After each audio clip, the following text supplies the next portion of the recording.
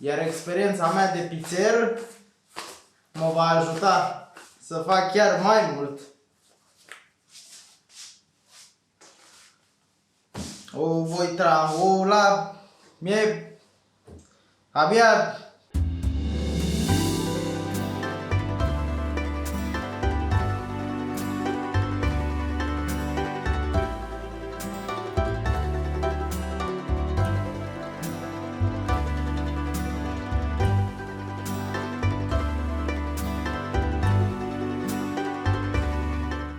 Salutare tuturor, aici Basics with Baki și pentru astăzi am decis să vă pregătesc unul din cele mai cunoscute și în același timp cele mai îndrăgite preparate din lume. Mai exact, pizza. Pentru început, aici am 325 de ml de apă călduță, peste care voi adăuga 7 grame de drojdie uscată. Amestecăm și lăsăm 15 minute deoparte până ce drojdia se va activa. Aici am 500 de grame de făină și nu orice făină, aceasta este o făină special pentru pizza, făină dublu zero îi se mai spune.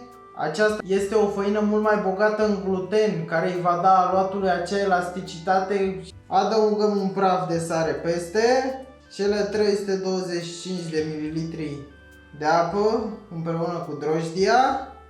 Și nu în cele din urmă 45 de ml de ulei de măsline. Luăm o lingură și amestecăm până ce aluatul se va omogeniza.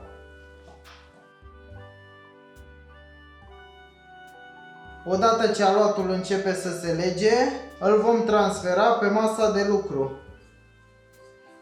Amestecăm bine aluatul până formăm o bilă uniformă. Nu vă obosiți prea mult. Odată ce aluatul se leagă cât de cât puțin, îl vom pune înapoi în castron, îl acoperim cu un prosop și îl vom lăsa să se odihnească timp de 15 minute. Aluatul s-a odihnit, după cum puteți vedea este mult mai fin. Din acest aluat va rezulta 3 pizze. Fiecare bilă de aluat trebuie să aibă 270 de grame. Luăm aluatul, după care începem să formăm o bilă. Tragem de aluat, cu podul palmei drepți împingem către interior, iar cu degetele mâinii stângi prindem aluatul.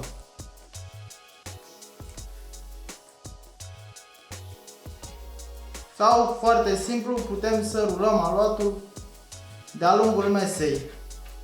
Puteți observa cum trag cu degetul pentru ca aceasta să nu aibă timp să se lipească. Ungem cu ulei folia de plastic pentru ca aluatul să nu se lipească și acoperim aluatul, care va merge la frigider timp de 12 ore. Am revenit cu aluatul proaspăt scos de la frigider. Aluatul, după cum puteți vedea, a dospit. Și să facem niște pizza. Depărtăm folia, împrăștiem puțină făină pe bord, scoatem cu grijă aluatul. Avem aluatul, presăm puțină făină deasupra, cu vârful degetelor formăm o bordură. Îl întindem puțin pe masa de lucru. Pac, pac, pac, în aer. Elasticitate și gravitație. Vedeți? Aluatul perfect.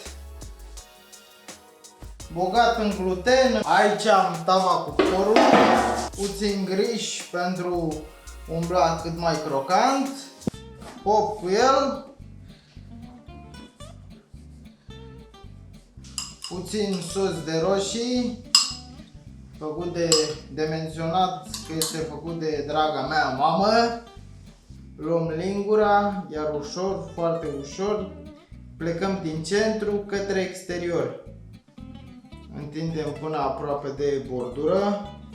Aici am niște mozzarella de bivoliță pe care o împrăștii pe tot blatul.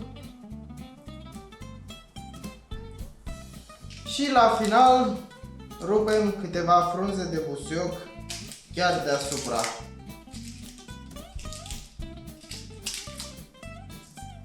This is margherita. Pizza va merge la cuptorul încins la maxim, adică 250 de grade la mine, timp de 5-6 minute. Now look at this beauty. Abia aștept să încerc, dar până atunci o voi lăsa 5-6 minute să se răcească. Între timp voi pregăti și alte pizze. Pe aceasta voi adăuga felii de salam. Va ieși o pizza salami. Aici am margherita pe care o voi customiza. Începem prin a adăuga rucola verde și sănătoasă. Aici am niște roșii sherry pe care le-am tăiat pe jumate. Le adaug și pe acestea. Și nu în ultimul rând, aici am niște fulgi de parmezan care îi împrăștii cât mai uniform. Avem aici 3 pizze minunate: salami, arugula, margherita. Ce vă puteți dori mai mult de atât? Nu-mi spuneți mie că nu puteți face pizza în cuptoarele de acasă. Nu mai priviți aici. Arsă, pe fund crocantă, ca în marile restaurante. V-am arătat că se poate chiar la dumneavoastră acasă. Deja a venit momentul să gustăm. Iar dacă sunteți ca mine, trebuie neapărat să râșniți niște piper deasupra.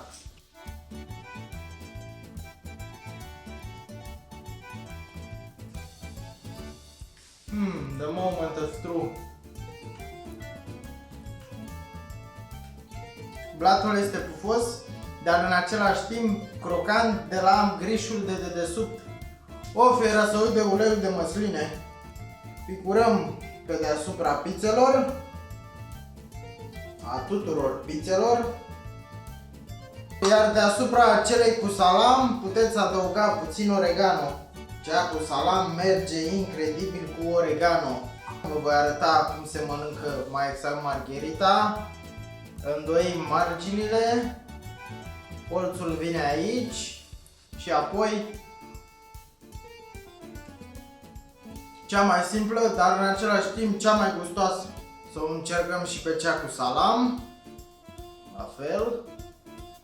Puteți observa cât de pufoasă este chiar aici. Eu o să vă las, am puțină treabă aici. Dar nu uitați, dacă v-a plăcut episodul de astăzi, dați like, share, subscribe. Este gratis și ne vedem data viitoare!